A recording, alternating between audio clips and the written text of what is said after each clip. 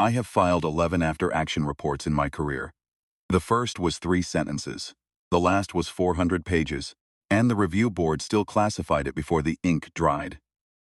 I am not writing this for the board.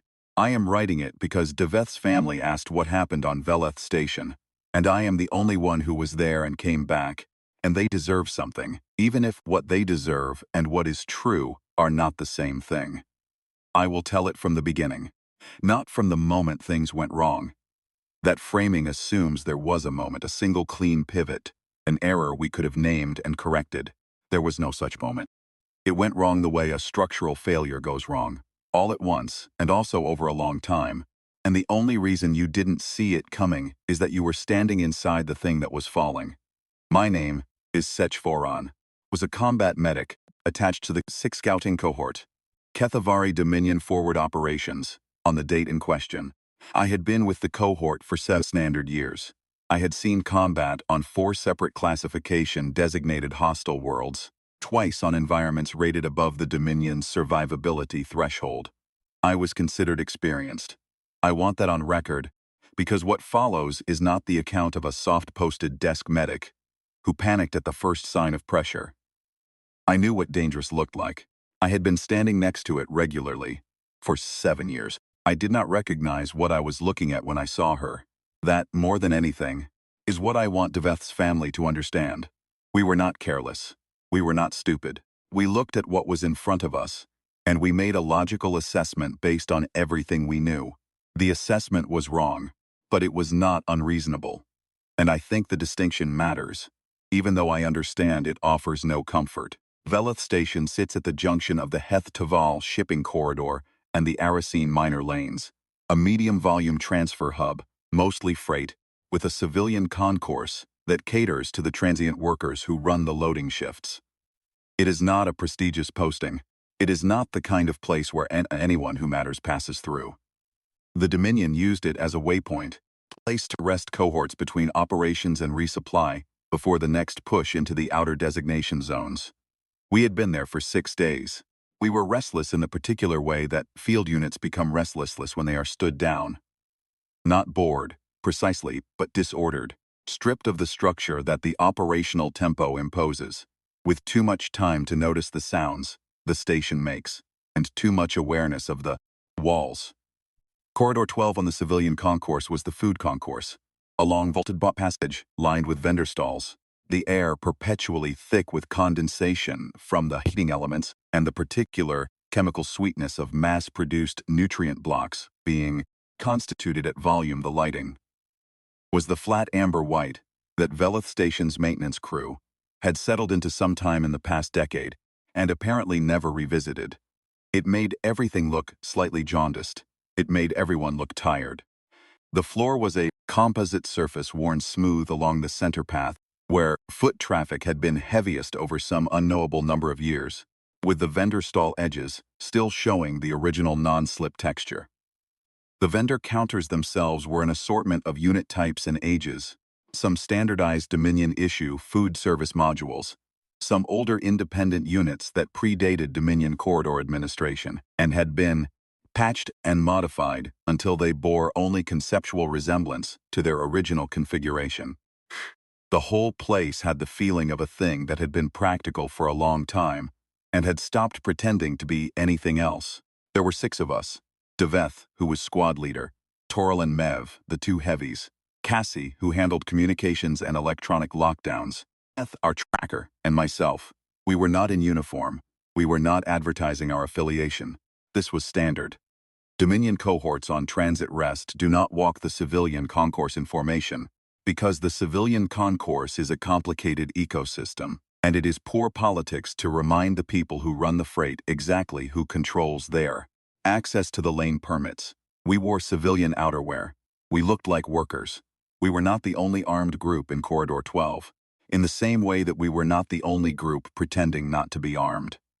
Veleth Station was that kind of hub. Everyone understood the conventions.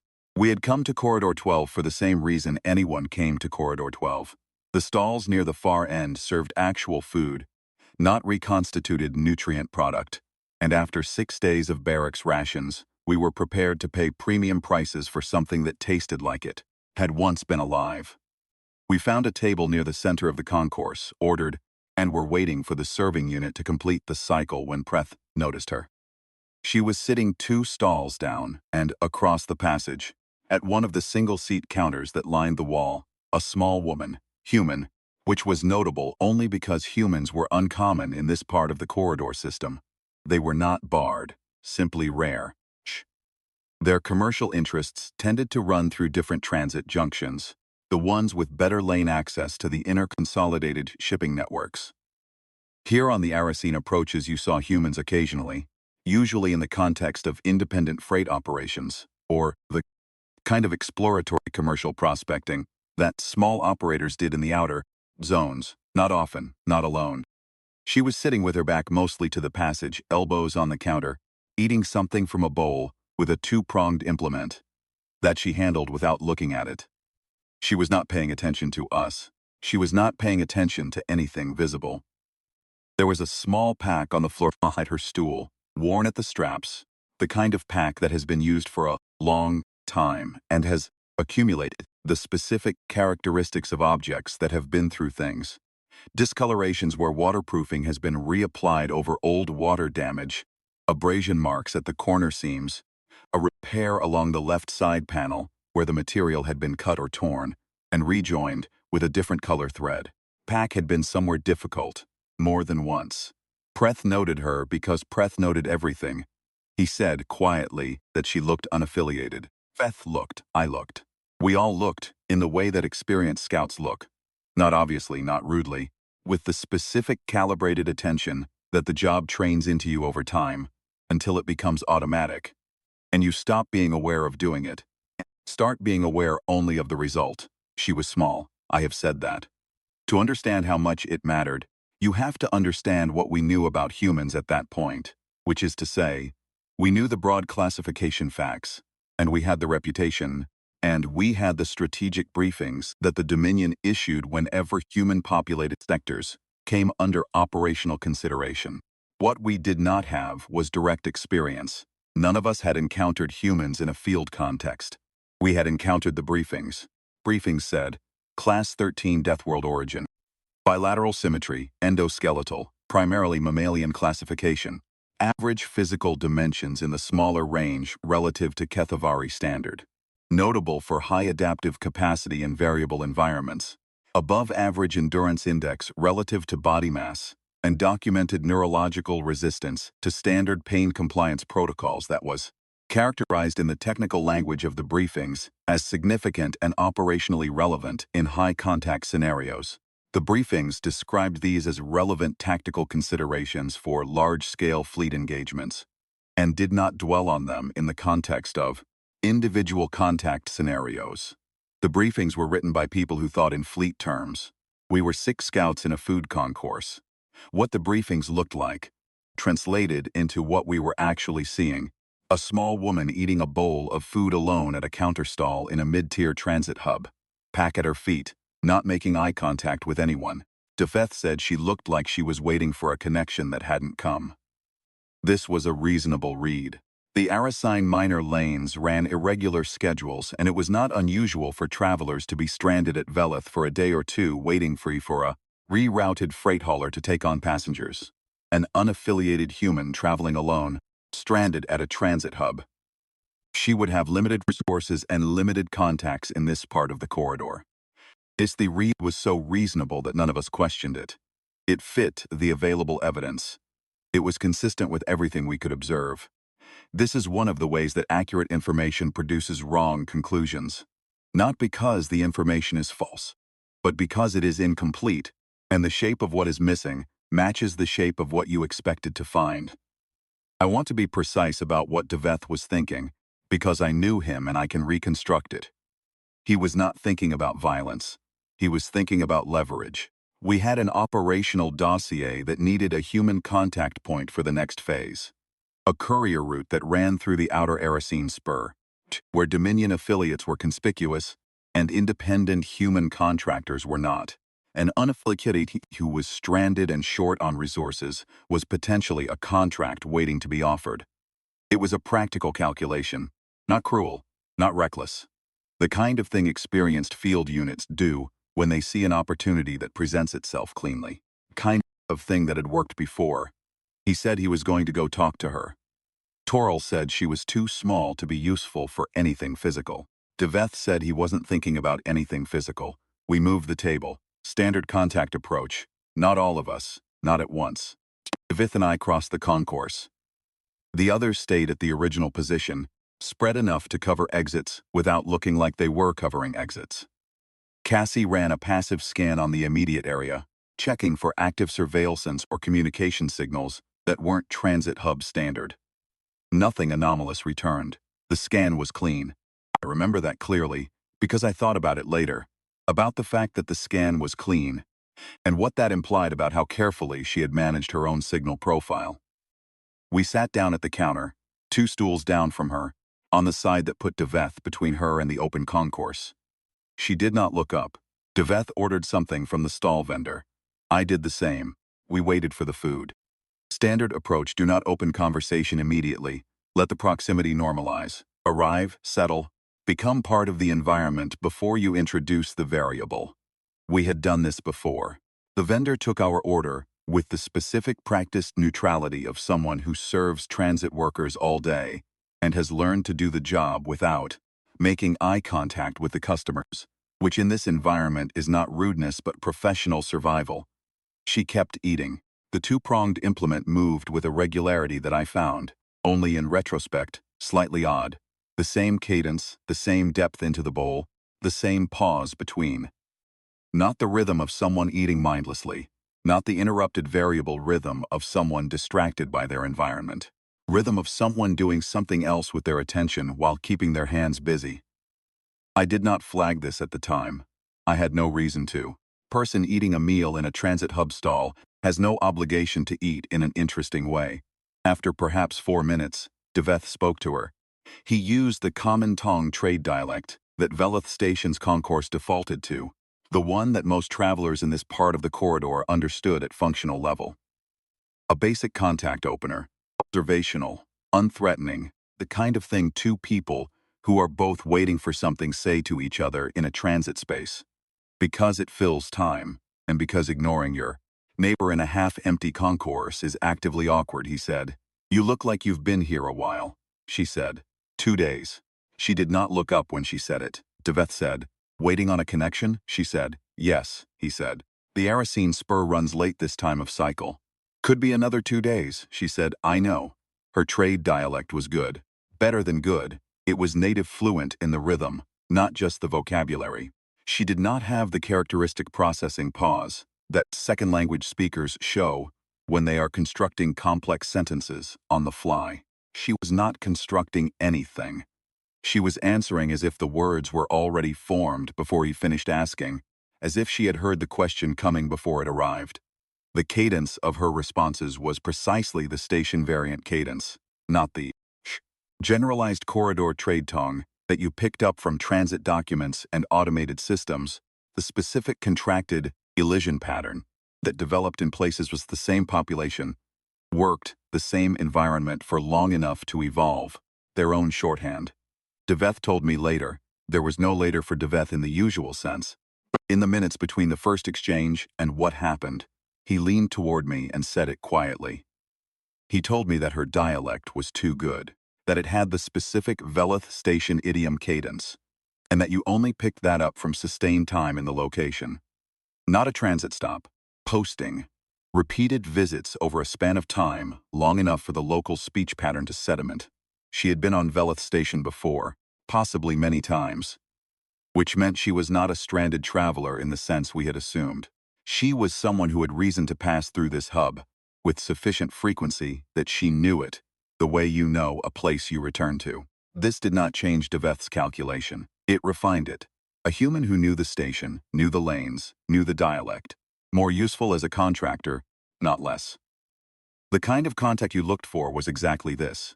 Someone with established corridor familiarity and no current institutional affiliation. He adjusted the approach and moved to the next phase. He shifted framing. He said they were a logistics team with a courier requirement on the outer spur. He mentioned that the compensation was above standard freight rates and that it was a simple run. He said they were looking for someone who knew the lanes and wasn't carrying Dominion affiliation. She put the two-pronged implement down. She picked up a small cup, the kind the stalls served hot liquid in, the standard transit station cup that exists in every similar establishment, across every corridor system, disposable, thin-walled, designed for function and nothing else. And she turned it in her hands without drinking from. She was looking at the cup, not at Veleth, not at me. She said, "How many in your team?" Not a question, a request for information. The distinction is in the grammar. She did not phrase it as an inquiry seeking permission to know, phrased it as a request for a specific figure she intended to verify. Veleth said 6, she said. The 3 by the exit column are yours. The one at the communication panel is yours. That's 4. You and the medic here are 2 more. 6. Veleth was quiet for a moment. She drank from the cup. He asked how she knew I was a medic. She said, "The way you carry your secondary kit. Left side lower. That's a field stabilization pack configuration. Military, medical. You've had it long enough that you don't notice you're still wearing it." I looked down at my left side, where my off-duty jacket covered what was technically a civilian bag. It was a field stabilization pack. I had been carrying it in the same position for 7 years, since my second deployment. The original right side carry had cost me critical seconds on a contact extraction, and I had shifted it left and never shifted it back. 7 years. The habit was so embedded I had stopped being aware of it in the same way you stop being aware of your own footstep pattern. She had seen it in the time it took me to sit down. Veleth leaned back slightly. I knew that shift. I had seen it in briefings when a situation reclassified, when the contact turned out to be something other than the initial assessment, the almost imperceptible adjustment of posture that happens when the operating model updates. He was recalibrating. He said carefully, "You've got a good eye," she said. "I've had practice." She picked up the implement again and went back to the bowl. There was perhaps a third of it left. The cadence resumed exactly where it had left off, as if the exchange had been a brief administrative pause in an otherwise uninterrupted task. Veleth took a different approach. He dropped the contractor framing. He said straightforwardly that they were Dominion scouts, and that she had clearly identified them as such, so he would not insult her by continuing the civil services pretense. He said they had a practical need, and she appeared to have practical skills, and he was interested in knowing who she was and what her affiliation with was, she said. "Independent?" he asked. "Independent from what?" she said. "You're originally operating in this corridor system." He asked her to be more specific. She set the cup down. She turned on the stool, first time since we had sat down, and she looked at him, and then at me, and then, very briefly, and without moving her head in any visible way, her eyes tracked to a point over my left shoulder that corresponded exactly to where Toral and Mehev were positioned at the original table. Not the table itself, the position. She noted it the way a navigator notes a landmark. Not dwelling, not staring, simply registering the coordinate and moving on. Her eyes were dark. Face was. I am going to describe this as carefully as I can, because I know what I am about to say sounds like the kind of thing a witness invents after the fact to make the account more coherent, to impose a shape on events that had no shape at the time. Her face was calm in a way that associate with assessment. Not the calm of someone who is relaxed. Not the calm of someone who is frightened and suppressing it. The calm of someone who has already finished the calculation and is now simply present in the moment, waiting for the calculation to become relevant to the people around her. She said, "I'm going to finish my meal. Then I'm going to pay and leave." "There's no contract here for me," Veleth said. "We haven't discussed terms," she said. "I'm not talking about terms," he said. "Then what are you talking about?" She looked at him for a moment longer. The same flat, assessing look, not hostile, not warm. The look of someone checking a condition rather than making a judgment. And then she turned back to the counter and picked up the implement again.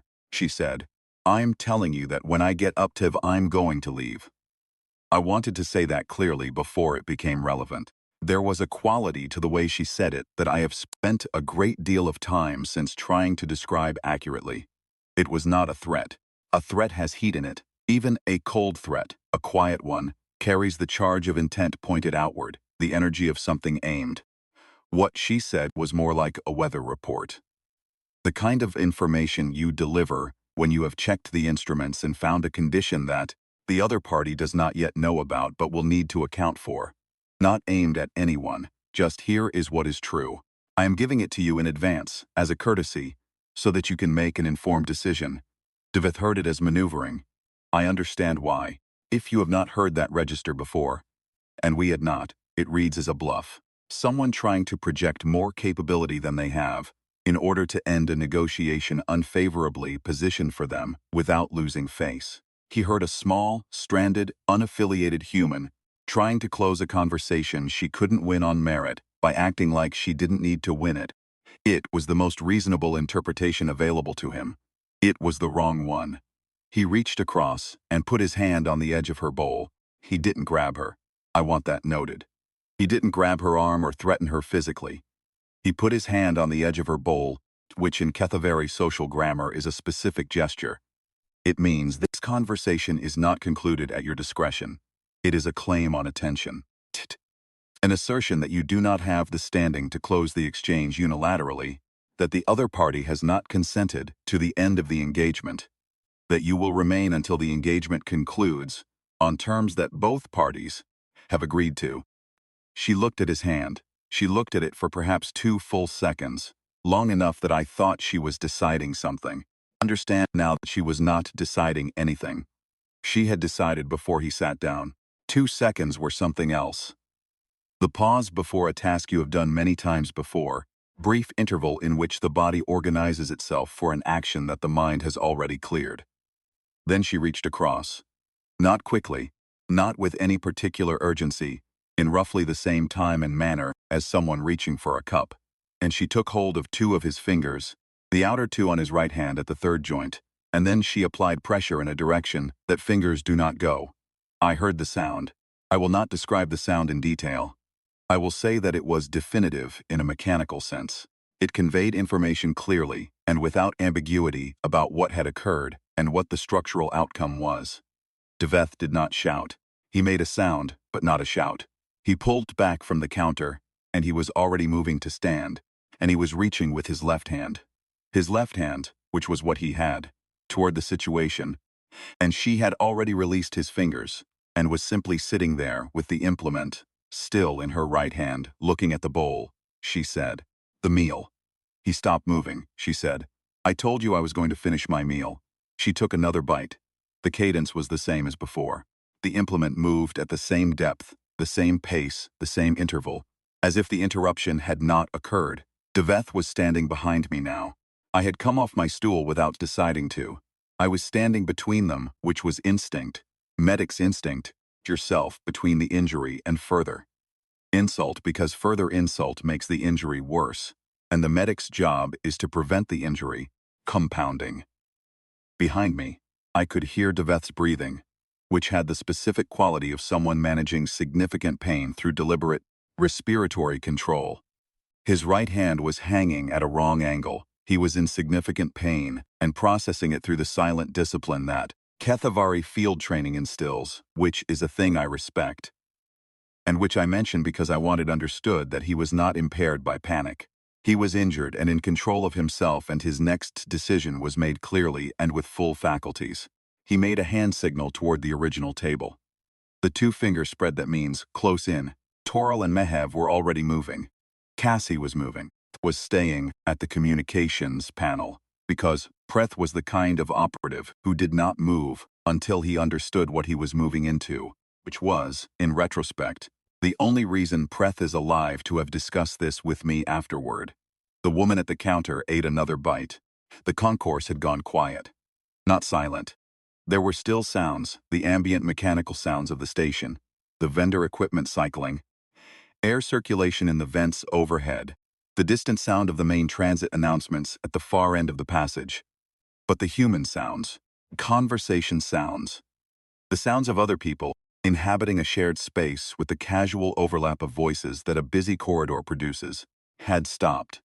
I became aware of this in the way you become aware of a pressure change, not as a specific sensation, but as the sudden recognition that something has been different for a moment, that you cannot precisely identify, that the atmosphere has shifted, and you are only now catching up to the shift. The other people in Corridor 12, the freight workers at their tables, the transit staff moving between the vendor units, 2 or 3 non-Kethavari travelers at the far end of the passage were still. Not frozen in the dramatic sense, not immobilized, simply still, in the way that things go still when the ambient signals of a space have shifted, and the body recognizes the shift before the mind catches up to it, and asks why. Toril was the first to reach us. He was large, even by Kethavari standards. The heavy classification in our cohort was not a pre-euphemism. He was selected for it, trained for it, and had the physical profile to justify both the selection and the training. He positioned to her left side between her and the main passage, and put his hand on the back of her stool. She finished the bowl. She set the implement down with a small, precise sound on the counter surface. Exactly the sound it makes when it is placed rather than dropped. The sound of a person who is done with a task and setting things down in their proper place. She picked up the cup and drank the last of whatever was in it. She set the cup down. She opened the small flat carrier that was beside the bowl. A currency carrier, kind you loaded with exchange credit for transit purchases. And she laid the payment on the counter, in the way that you lay payment on a counter. When you have been eating at transit stalls for years and you know the amount without calculating it, the automatic transaction of someone who has done this in enough places, the motion is entirely unconsidered. Toril said, "You're not going anywhere," she said. "I'm leaving a tip." She added a small additional amount to the counter. She set it down beside the main payment in the specific placement that, in Veleth Station stall convention, indicates it is for the vendor rather than part of the primary transaction. Mehev had come around the far side. Cassie was behind Mehev. 3 Kethavari operatives within 2 meters of her, positioned to cover left, right, and rear, with Deveth behind me, injured but present, Preeth at a distance with communication access. She was sitting on a stool at a counter with the wall at her back and experienced field operatives on the 3 remaining sides. She picked up her pack from the floor and settled it on one shoulder with the specific single-movement shrug of someone who has worn that pack for a long time and knows exactly how it sits. I do not know how to explain what happened next in a way that will be satisfying, because it was not satisfying in the experiential sense. It did not have the shape of a fight. Fights have shape, escalation, exchange, the identifiable rhythm of force meeting, force and one force winning. A sequence of events that you can narrate because each event follows from the previous one. What happened had no shape in that sense. It had only before and after, with the interval between them occupied by something too fast and too economical to parse in real time. Before, Toril had his hand on the back of her stool. Mehev was at her 4 o'clock position, close enough to close the gap in one step. Cassie was moving to close the remaining angle between Mehev and the counter. After, Toril was on the floor of the concourse, at a distance from the stool that required him to have traveled through the air to reach it. Mehev was against the opposite stall's counter, several meters away, in a position that my medical training identified immediately as consistent with significant thoracic compression and cervical. Cassie had not moved from his position, and the reason Cassie had not moved from his position was that she was standing directly in front of him with her hand around his left forearm, not gripping tightly, not exerting pressure, simply holding in the way. You hold a door to keep it from moving while you say something to someone on the other side. She said, "You're the comms. If you call this in, you will get a response. And the response will escalate this, and that will go badly for everyone in this corridor, and possibly for the station's operational license. Or you cannot call it in." Cassie said nothing. She looked at him for a moment. The same calibrated look she had given Deveth, the instrument check expression, reading the condition rather than making the judgment. She released his arm. She walked past him toward the center of the concourse. Pace was normal. The pack settled on her shoulder the way it had settled when she picked it up, and she walked with the particular, steady, unhurried step of someone who knows where they are going and has no reason to hurry. She stopped. She turned, and she looked back at me. I was still standing by the counter. I had not moved throughout. I am a medic, and medics assess before they intervene. And my assessment had not produced a recommended intervention at any stage of what had just occurred, and possibly there were other reasons I am less proud of, and will not put in the official record, she said. League, with the broken fingers, the outer two metacarpals on the right. Cold compress for the swelling for the first hour, then stabilization wrap. He'll have full function in 6 to 8 weeks if it's set properly. She looked at me for another moment. The look was not unkind. It was not kind either. It was the look you give when you are delivering information you consider useful and want to make sure it has been received, she said. You should set it today. Then she walked down corridor 12 toward the main transit hub, and I watched her go. And she did not look back again, and I did not move to follow her, and neither did anyone else. Preeth came across the concourse from the communications panel. He looked at Toril on the floor, and Mehev against the far counter, and Deveth behind me with his right hand at the wrong angle, and Cassie standing where she had left him, looking at his own forearm as if it had done something unexpected. Preeth was quiet for a long moment. He said, to no one in particular, did she look like? He had not been close enough to see her face clearly, I told him. He was quiet for another moment. Then he said, did she have a designation tag anywhere on the pack? I thought back. The pack had been worn at the straps, old kind of pack that accumulates use marks and adhesive remnants from tags that have been removed over time. The rectangular ghosts of labels, no. Longer present, the faint chemical traces of adhesive that had bonded too well to the material to come off cleanly. There had been something on the lower left panel, a faint rectangular outline, the ghost of a removed outer tag, and in the center of the outline, the impression of a stamp rather than a printed label, the kind of stamp that doesn't come off cleanly because it's pressed into the material rather than applied to the surface. I had noticed it the way you notice details that your brain has categorized as currently irrelevant. Registered and filed without analysis, told Preeth what I had seen. He did not say anything else for a while. He helped me with Deveth's hand. I am going to here and account for what I knew and did not know in the hours and days that followed. Toril had 3 fractured ribs on the left side and a dislocated shoulder. The shoulder was a clean dislocation, reducible on site, and I did it in the concourse before the transit security personnel arrived because waiting made it worse. Mehev had bruised cartilage in the sternum area and a cervical strain that kept him on restricted duty for 2 weeks. Neither injury was life-threatening. Both were painful, specifically and persistently, in the way that thoracic and cervical injuries are painful. Not acute crisis pain, the chronic grinding pain of structures that have been moved past their tolerances, and are now informing you about it constantly. Deveth's 2 outer metacarpals on his right hand were fractured cleanly at the 3rd joint, exactly as she had described, in exactly the location she had described. I set them that afternoon as she had recommended, and the prognosis was accurate.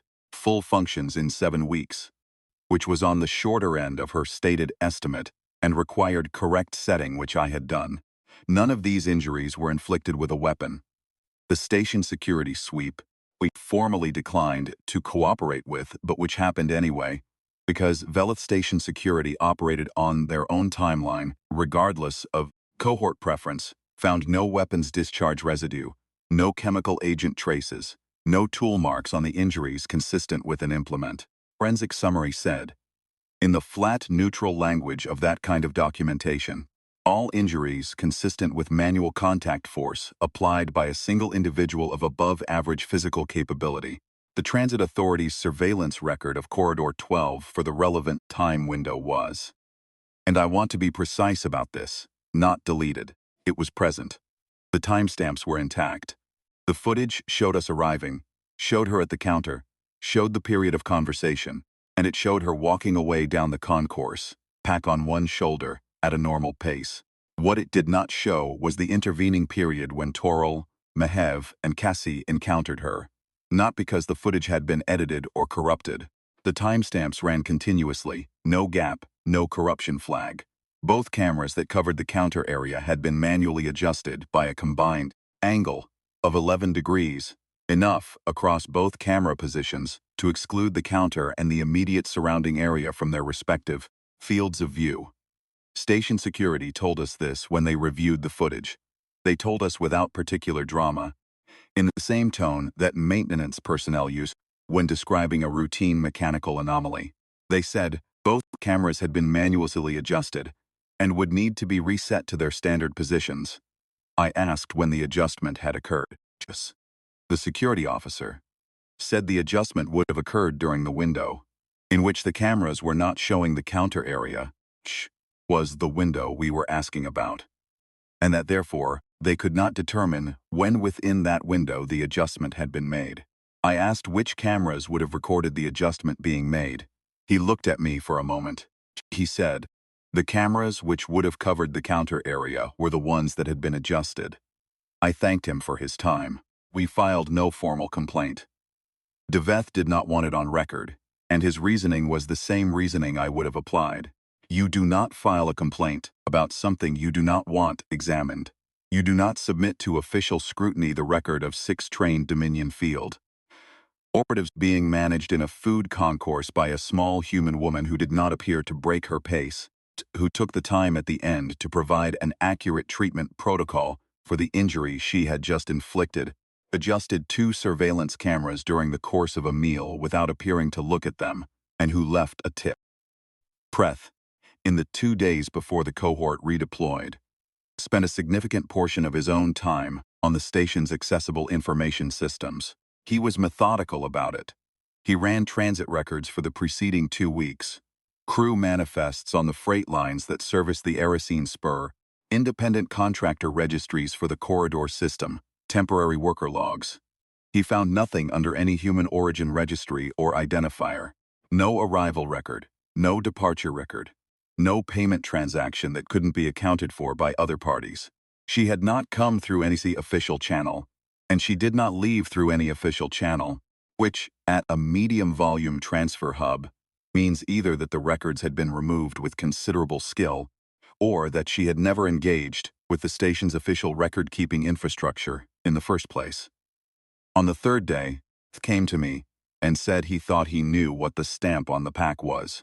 He had spent time looking at the specific format parameters I had described, the size and shape of the impression, the depth of the press into the material, the way the adhesive ghost from the removed outer tag had pulled at the edges. He'd cross-referenced this against the documentation available on human military organizational marking conventions, which was sparse in Dominion systems but not entirely absent.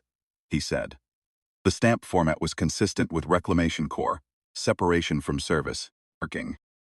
The specific press stamp format used by the human branch that operated in Class 13 and above deathworld environments. Not active service registration, not the kind of mark you put on equipment in current circulation. Separation marking, the stamp they applied to personal equipment when an operative completed their service term and mustered out. The outer tag, the one that had been removed recently in the last several months, would have been applied after the separation stamp, covering it. The outer tag was the civilian transit tag, the kind you registered with corridor services for freight tracking purposes, disposable label that showed your current affiliation and routing. She had removed it before Veleth Station, or during, because she did not want her civilian transit registration visible. The separation stamp underneath was not a registry marker. It was not linked to any active database. It was just a mark on a piece of equipment that said, this person was in the Reclamation Corps and is no longer in the Reclamation Corps. I asked Preeth how long the minimum service term was for record separation in the Corps, separated with a record, as opposed to separated by casualty listing, which was the more common outcome in environments rated above survivability threshold. He said, 8 years of active deployment, at minimum. I thought about the bowl, the cadence of the implement, the same depth and interval throughout a conversation that had included the identification of 6 field operatives by role, the manual repositioning of 2 surveillance cameras, and the delivery of a clear warning that she was not bluffing and that we should believe her, all of it while eating. The implement never varied. The bowl was finished when she was ready to finish it. Preth said, in the particular quiet voice he used when he had arrived at a conclusion he did not like. She knew when we sat down. He did not mean she knew we were scouts. He meant she had completed her assessment of our capability profile, our positioning, our function assignments, and the probable outcome of the contact scenario before Deveth finished the opening exchange. Possibly before we sat down, possibly when we crossed the concourse. The warning she had given, the one Deveth heard as maneuvering. I am going to finish my meal. Then I am going to pay and leave. It was not maneuvering, it was exactly what she said it was. She was providing information in advance, as a professional courtesy, so that we could make an informed decision about what came next. She had already decided what she was going to do. She was not negotiating the terms. She was disclosing the terms because she had determined that we did not yet have access to the information that would make the terms obvious. And she had chosen to give us that information rather than allow us to proceed in ignorance. The decision we made, the decision Deveth made, was the wrong one. And she did what she said she would do. And that was the extent of her investment in the situation. She had not been angry. She had not escalated beyond the minimum required to execute what she had said she would execute. She had paid her bill, left a tip, delivered an accurate medical assessment, and left. I have thought about the tip many times since. I cannot arrive at a settled interpretation of it.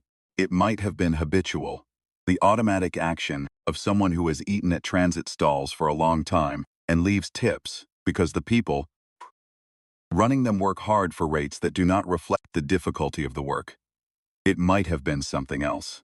It might have been the specific small e of someone who understood that the vendor had just been required to witness something unpleasant and provide service without the protection of official authority, and who was leaving a material acknowledgement of that. I do not know. I have not been able to resolve it, and I have stopped trying. It is the detail that most resists the framework I have built to hold the rest of what happened. I filed the after-action report 3 weeks later. Not immediately, because I needed time to understand what the report should contain and what it should not contain. The report said, the cohort made contact with an unaffiliated human civilian in the Corridor 12, food concourse of Veleth Station. The contact did not result in a contractor recruitment. 3 operatives sustained minor to moderate injuries in a contact altercation. No weapons were involved. The contact individual left the station via means not captured in the transit record and could not be located for follow-up. The report did not say she told us what was going to happen, and we chose not to believe her. Report did not say she repositioned 2 surveillance units during the course of a meal, without appearing to look at them as a precautionary measure. Because she had already determined what was going to happen and had decided not to have it documented. Report did not say she addressed Cassie by function rather than name, which she could only have done if she had identified his role in our team during the conversation, which required her to be tracking function assignments while simultaneously conducting a different conversation, managing the situation, and eating a bowl of food at a consistent and unremarkable cadence. The report did not say she left a tip. The review board classified the document at a level I was not authorized to query. I received a return communication informing me that the matter was being handled at a level above cohort operations, and that no further action was required on our part.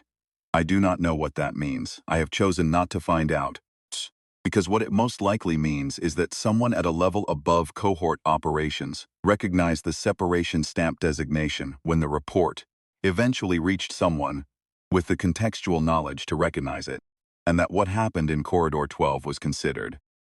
At that level, the foreseeable outcome of the contact scenario we had initiated. Foreseeable. That is the word that I return to. What I know is this. Deveth's family wants to understand what happened to him, not that day. He recovered well. The hand healed in 7 weeks, as she had said. But what happened to him afterward? The way he was different. The way he would stop sometimes in the middle of a routine contact assessment and stand still for a moment before continuing. The way he began, first time in his career, to hold the initial read of a situation loosely, treat the first pass assessment as provisional rather than actionable. The way he started asking, in the briefing room, what we were not seeing rather than confirming what we were seeing. That is what I can explain. That is what I am writing this to explain. He was not damaged. He was recalibrated. There is a difference, and the difference matters. And it is the most important thing I have to offer Deeth's family about what the day cost and what the day gave back. You move through a career accumulating a model of the world, a working model, tested and refined by experience, tells you what the range of possible things is that you might encounter and what the range of possible responses to them is. The model is never complete, but if you are good at the job and honest about the limits of your experience, it is comprehensive enough to function. It handles most of what comes at you. It has handled most of what has come at you so far, and that track record is real evidence, and you are right to trust it. What she represented was outside the model, not unknowable, not supernatural. Nothing that required revision of physics or biology or tactics at the theoretical level. Simply outside the range the model had been built to cover. The model had been built from experience that did not include her category of thing. And once you have encountered something outside the model changes.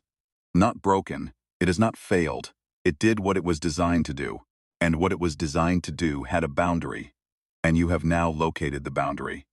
The model is now different. It contains the knowledge that it does not contain everything, that there are ranges it has not mapped and cannot map until it encounters them, that what looks simple can be, with full technical specificity, the most dangerous thing in the room. Death began to pause, because he had learned the value of the pause.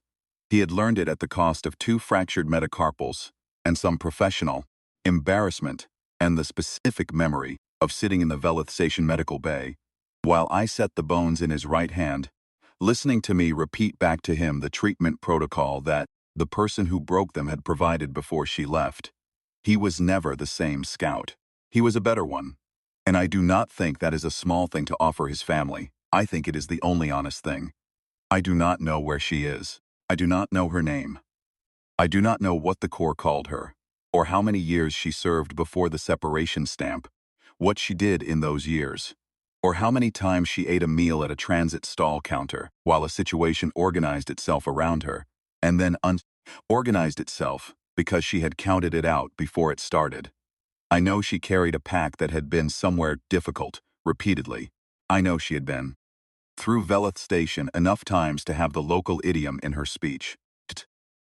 I know she was careful about surveillance in the way that people are careful about surveillance when survival has taught them, in specific circumstances and at significant cost, that not being observed is a condition you maintain rather than a condition you hope for.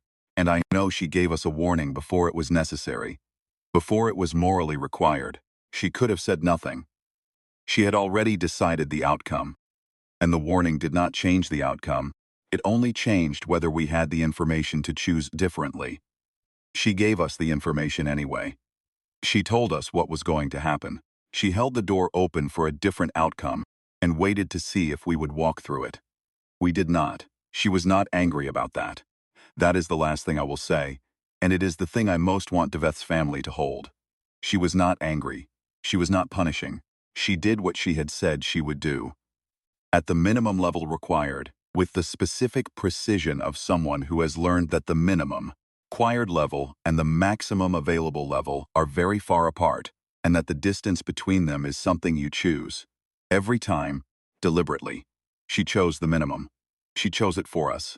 When she didn't have to, when we had given her no particular reason to, is what she was. That is the honest answer to what kind of person she was. I do not have a better word for it than that. I have spent a long time looking for one. If you find one, I would like to know it.